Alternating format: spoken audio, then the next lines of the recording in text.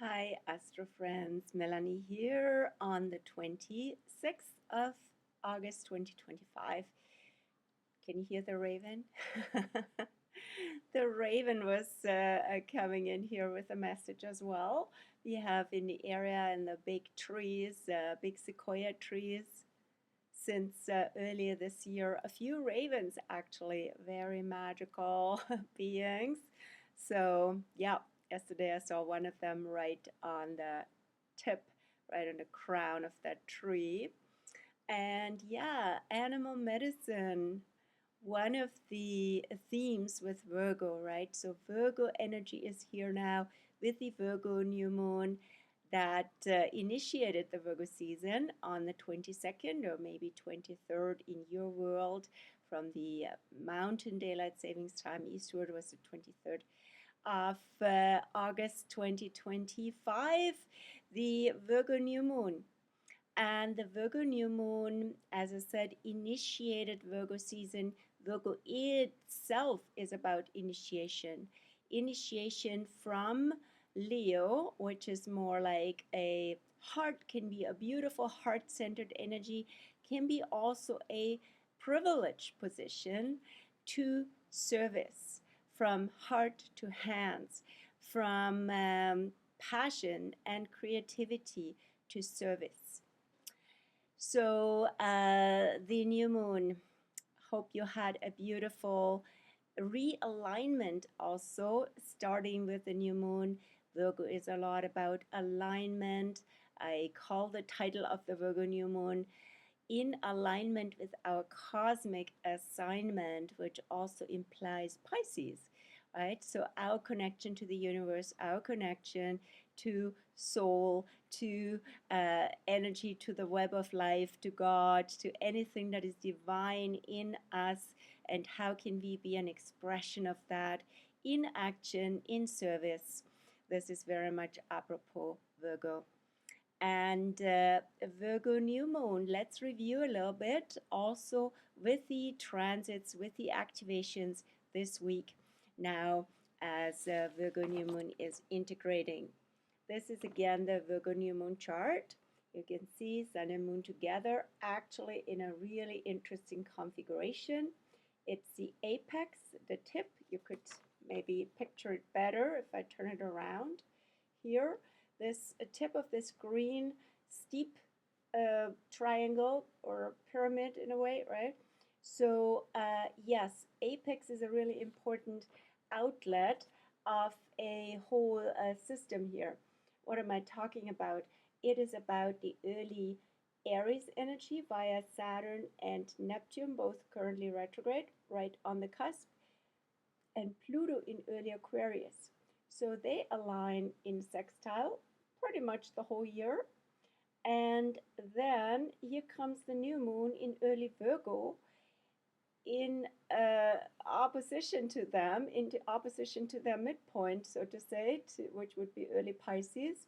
So this is where this energy that's in the background for our bigger Zeitgeist wants to be expressed at this point through us. Virgo is very much a personal expression, being a personal expression of the bigger, either, as I said, your cosmic assignment or anything that is going on in the world that we want to channel into a helpful, healthy, functional, and practical container. So how can we be of help as the world, as humanity is transitioning into a whole new era from the Aries perspective, as we are also on that brink. It's really a big transition.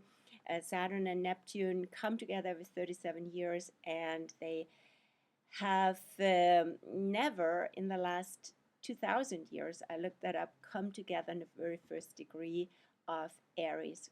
So their exact alignment will be actually next February 20th, 2026.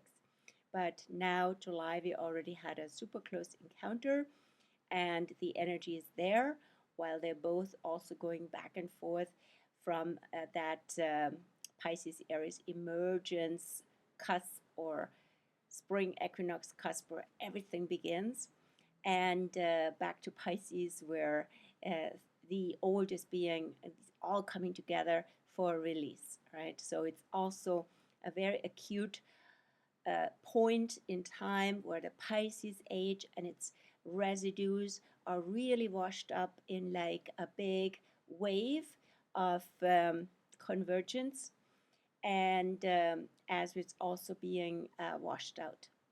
And while the Aquarius age is coming in, which is also indicated amongst a few factors by Pluto now freshly in Aquarius. Yes, Pluto goes into Aquarius every 248 years, and the last time it was in Aquarius was during the French Revolution.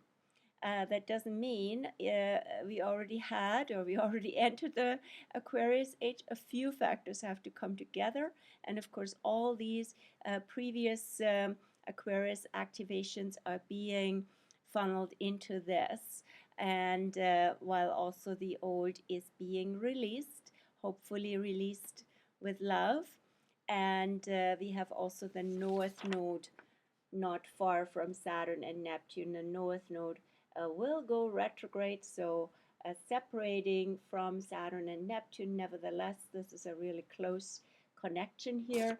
And North Node in Pisces says, yes, let go, release, open up to what's to come, but definitely also let go of an attitude or identity with suffering. I'm not saying there's no suffering in the world. There's lots of suffering in the world, but we can also let go of some of that, mental, emotional attachment to being the sufferer, to being the victim, to blaming others, and to having always something wrong or always problems, which is also the South Node in Virgo, that things are getting really complicated and we can't be at ease. So this is an ongoing cycle, which of course reproduces itself and creates more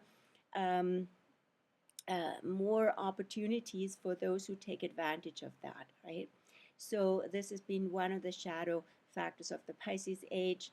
There's been lots of engineered suffering and lots of wars, lots of ideological, religious wars that created lots of suffering and created lots of need for healing and need for establishing healthier world again. So, and that is of course also big business. And we still see a lot of that now. We see it in Ukraine, we see it in Gaza in terms of possible perspectives where this end of the war and genocide could go to, because Gaza is not really a war. It's not two parties actually fighting.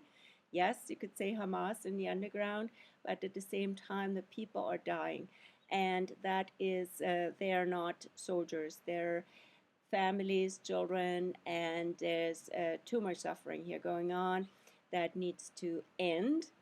And question is also from the Pisces side how everything is entangled and where all the dependencies are in this world and in this Pisces age, how nations also and societies have become codependent of each other and allow this to happen.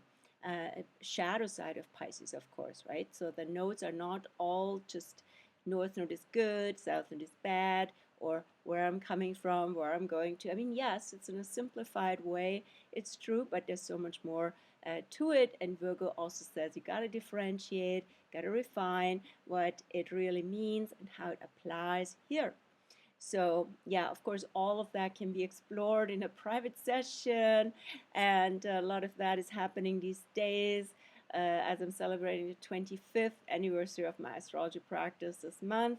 You're most welcome if you feel called to explore with me how these current energies you can tap into a better alignment with what's possible in you. You might have hunches, maybe you just need encouragement, you need a reframing, you need an affirming affirmation basically of what you already know. and or there can be lots of new dots can be connected. So astrology can serve many purposes, and it's all about actually for your own alignment with your true self, right? That is what my aim is here. Now, back to the video. I mean, this is the video, but back to the new moon and the energies that we are now rolling out. So we have, as I said, this new moon had been such a conduit with the apex of the yard, a funnel where things need to go. So in our own alignment, Leo Virgo is also the Sphinx point, the self-awareness point.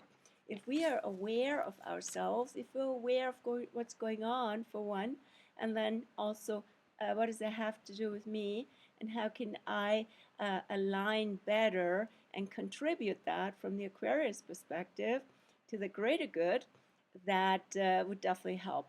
And so anything that supports self-awareness is currently very also encouraged by astrology. Then we have now freshly, not yet quite active with the new moon, Venus has yesterday entered Leo. And so that was the 25th of August and goes until the September, let me verify again, 19th. That is just before the next second Virgo new moon. Virgo is this year framed by two new moons, the one on the 22nd of August and also the one on the 21st of September, which will be a partial lunar eclipse. So a pretty exact new moon with a south node. And Venus will activate that whole Virgo season, so to say. Now, what's with Venus in Leo? Venus is now freshly in Leo, already making quite a lot of noise, so to say, making lots of alignments, making a trine. You can picture it here. It's already it started with the new moon, making this trine, this fire trine alignment with Saturn and Neptune. That happened overnight, last night and today, making also an opposition with Pluto in early Aquarius, early Leo, early Aquarius, and making also a sextile. So you can see it, it's already, here indicated, making a sextile 2 signs apart with Uranus in early Gemini. So a few things have all of this right at the onset of Venus in Leo. So Venus in Leo is all about being self-loving and sharing our love, showing our loves, like beaming from our hearts, and also, of course, that is attractive, but that's not why we're doing it. We're having a big heart and we're radiating it out, and being the love, and and being a conduit for creativity, for playfulness, also early Leo, in contrast and in complementary opposite with Pluto in early Aquarius, where it's all about the bigger transformations of this time for society, in for our future, right? And where things are kind of abstract in the early Aquarius world, it's like it's for all of us, or it's very much about group energy, but it can be also about society and bigger circles and organizations and systems. So all of that is is basically beyond the human, but it can get also cold and alienated and detached there, right? So Leo makes things very personal, and very personal love and personal passion comes in with Leo. So what do you want? What do you want in your heart of hearts, and how do you express it? How do you show your love to yourself and to others, and bring more love into this world?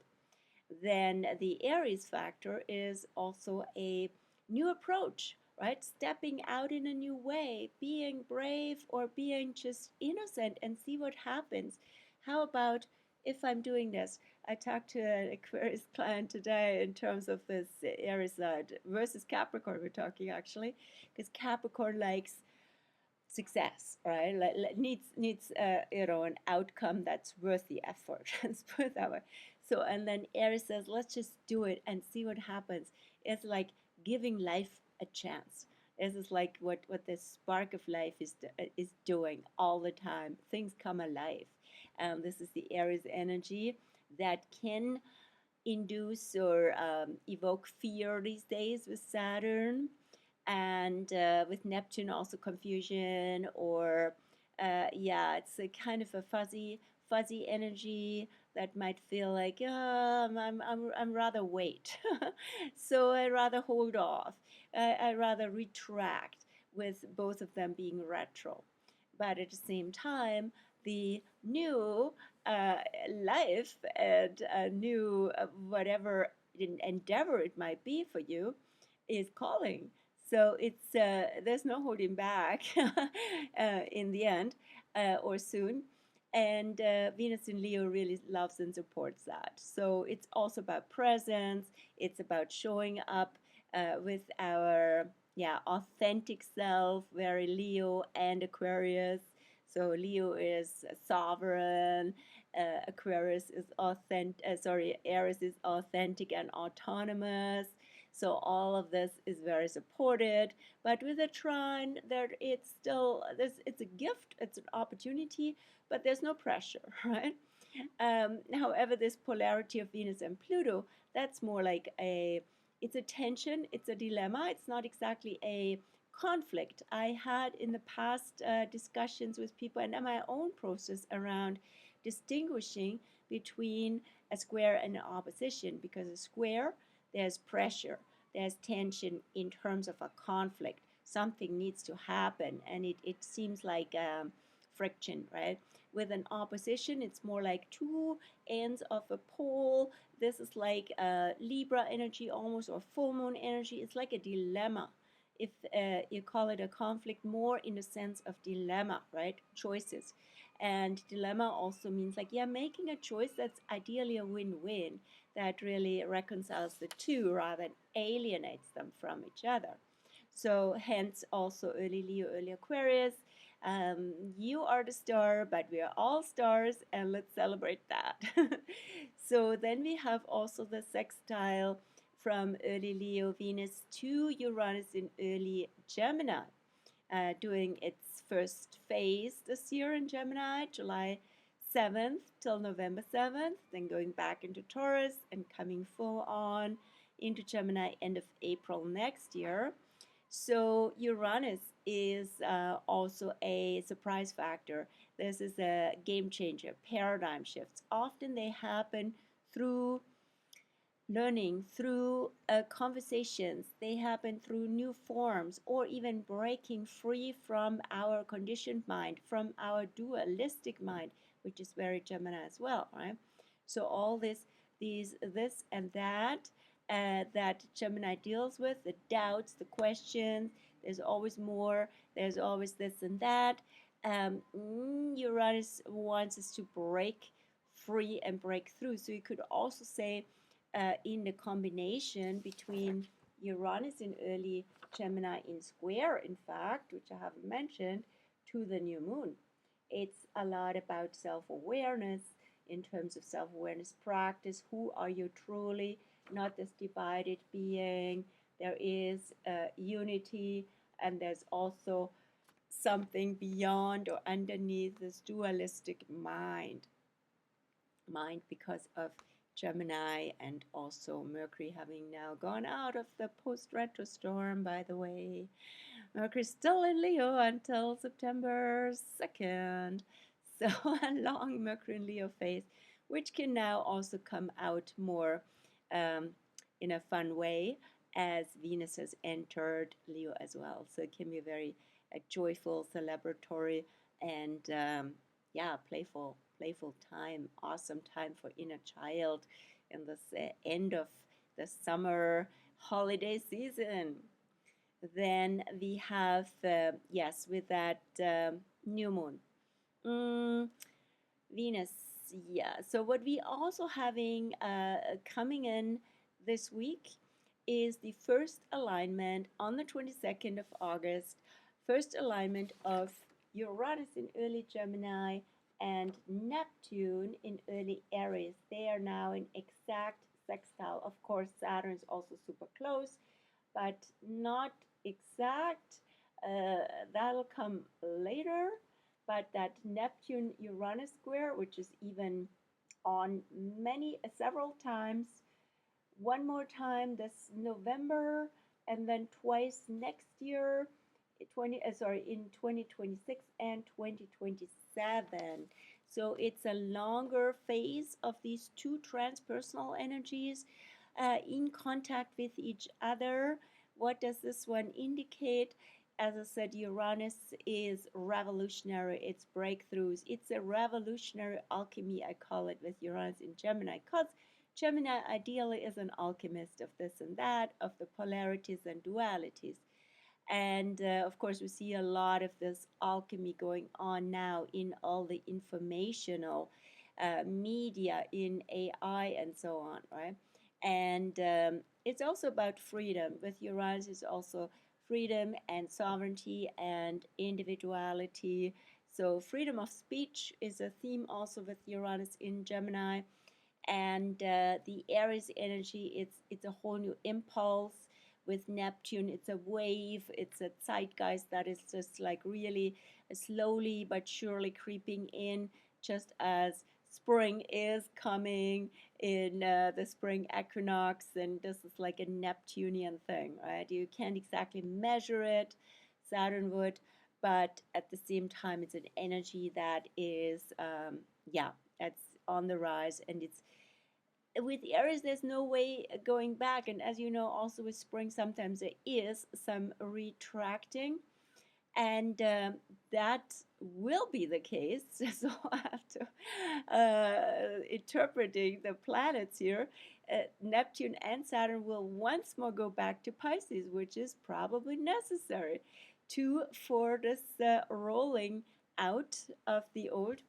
Neptune, not until October 22nd, but for Saturn it will be already September 1st. So during this week here, Saturn will enter once more Pisces, and that will be from this September 1st on until Valentine's February 14th, 2026.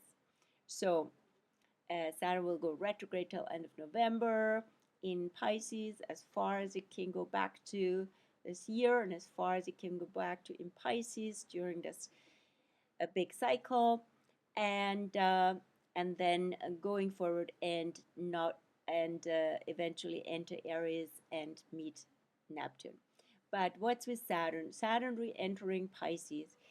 This is also important because it's about following inner guidance, right? And surrendering to that, whatever that is. And typically it's a spiritual guidance with Saturn in Pisces.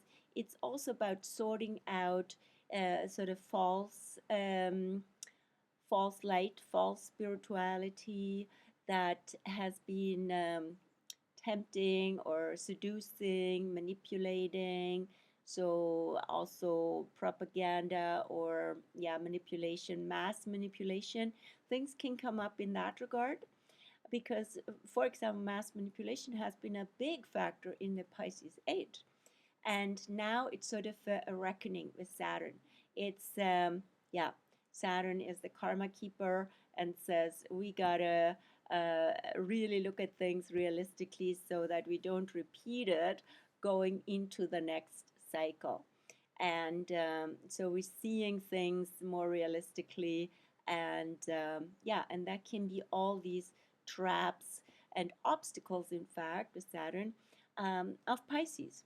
So Pisces, of course, has a lot to do with dependency, the link, the yoke, right? The connection, but the connection can turn into a codependency on a human level, while at the same time, it's about the seeking, the longing, the yearning for connection on a soul level.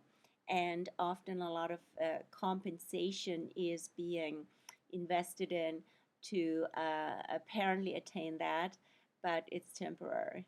So this is what Saturn in Pisces also teaches us, right?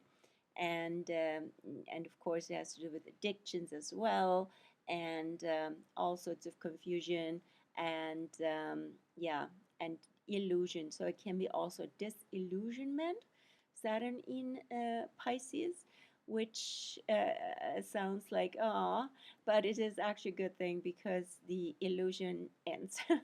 So then so that's a big one. So inner guidance, our inner spiritual teacher can come on board again more with Saturn retro back in Pisces, and also show us more evidence where our true connection is, where the bond is, where there's a flow and good vibrations, and where there's ease, and we things don't get so complicated, and we're not in the know as we are often with Saturn, but in the embrace of oneness.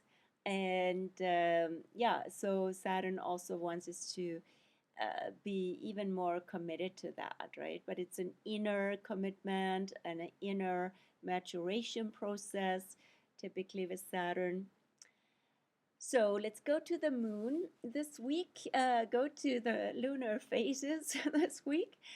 And we're having currently the moon in Libra, in fair Libra, or things are to be beautiful, fair, and equitable and balanced. So it's a beautiful day for cultivating relationships, cultivating the arts, cultivating beauty and harmony in this world.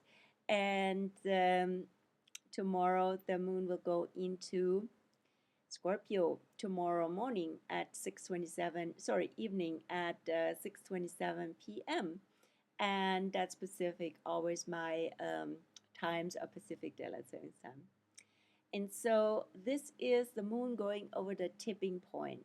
The tipping point is what I call the cusp from Libra to Scorpio, where choices, which also come up with Libra, especially at the end of Libra, choices come up and choices lead to change. So what are we choosing here that is really compatible, that is creating more harmony, more peace, that is that we are in good relationship with? And how does that what's the consequence of that? How does that change us? What's the change that this brings, and how do we dive into that change, is what comes up with moon in Scorpio. And if we're hesitant and we're not quite going into the change, which might feel, when it's a good choice, it might feel quite magical. But if we're holding back, we might feel like, oh, I need to process things here. Why am I not doing this, right? Why am I not going to? Am I afraid of the dark? Am I afraid of change, of being out of control, and all these things? So it's a very deep dive psychological dynamic with the moon in Scorpio, and it can feel scary, but at the same time, the process is always valuable. Brings out the shadow, brings out the inner controller, and the moon will continue to be in Scorpio until Saturday morning, Saturday the 30th, 7:04 a.m. The moon will cross what I call the Phoenix point from Scorpio to Sagittarius. Phoenix, out of the ashes. Here are the seagulls. So out of the ashes, out of burning up so much internally through this process, we rise again. And yeah, I just found out also it's Burning Man week, so I don't know when they do that burning ceremony anyway. I'm not on board with it.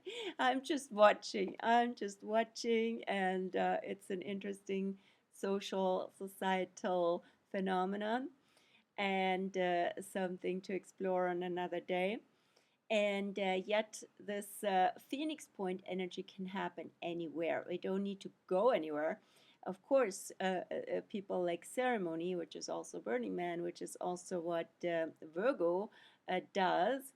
And yeah, and yet the rising, it's not something we can actually schedule, or we can support it with creating an environment and a container for it, but at the same time it always feels like very um, organic, at least to me, right? This, it happens on its own terms, and it happens in its own rhythm and time.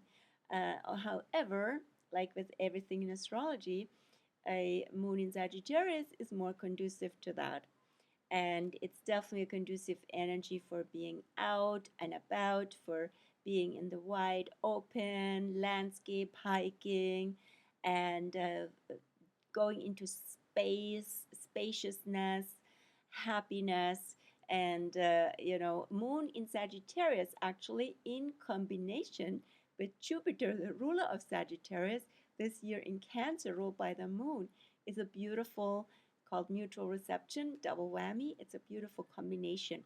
So this can also be a great combo for next weekend to follow your heart, which is Sagittarius also, and trust the journey, trust your intuition, go out to where your heart calls you, and where you feel you belong, and you feel where your home is, where your connection is, that you really feel welcome to, and you feel welcoming. It's an emotional thing, and double emotional for sure.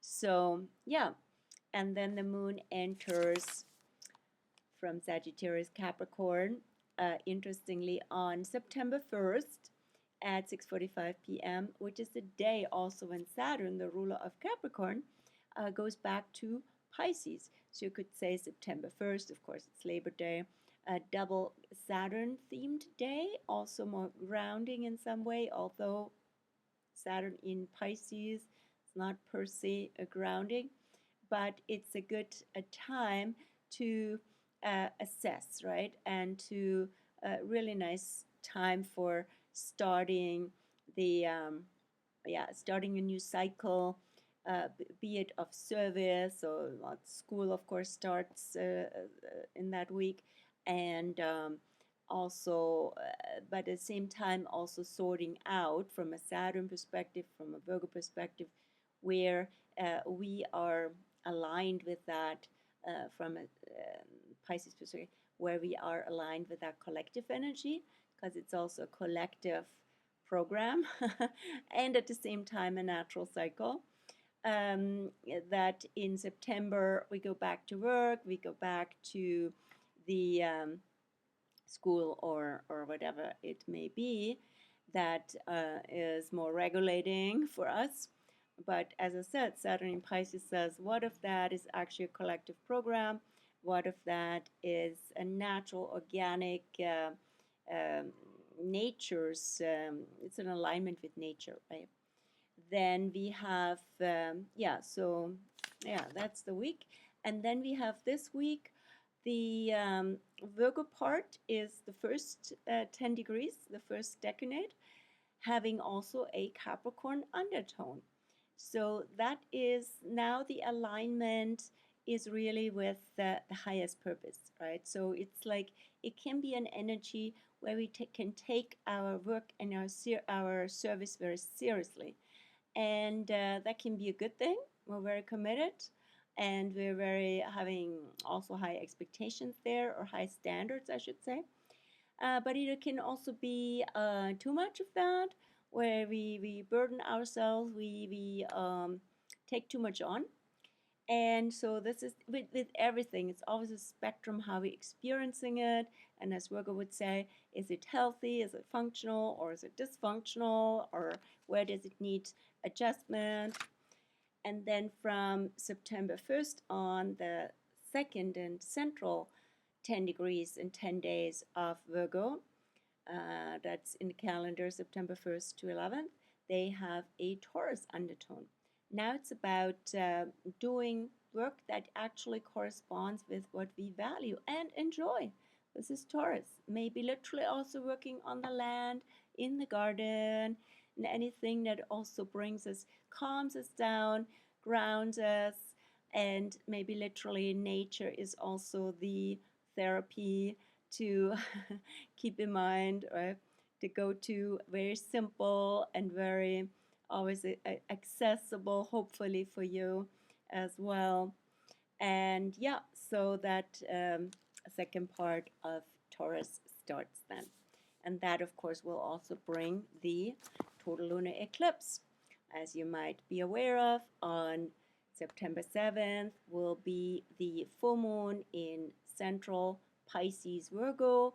And since it's aligned with the nodes, North node in Pisces, South node in Virgo, it will be also an eclipse. In this case, a seed eclipse. It elevates, it enhances the Pisces side, and it allows the Virgo to recede as needed. So again, connection matters, Pisces, right? So knowing why and what kind of energy we are putting into our service and our work, put a little love into it, right? Then everything goes with much more ease and flow, and maybe also music can help. Anything that changes the vibrations is just as important, if not more, than physically, factually what we do. And that's one of the aspects of the full moon. So there will be more downloads and preparation that I'm open to write for that total lunar eclipse. But just wanted to point it out. And that's it for today. Happy week, happy last week of August, and past Virgo New Moon week. Wishing you well, and if you want to come over for Client Appreciation Month session, you're most welcome. At least you can book a session now by end of August, and then you're still in, and we can have the session in September, and you save money. That's what Virgo also likes.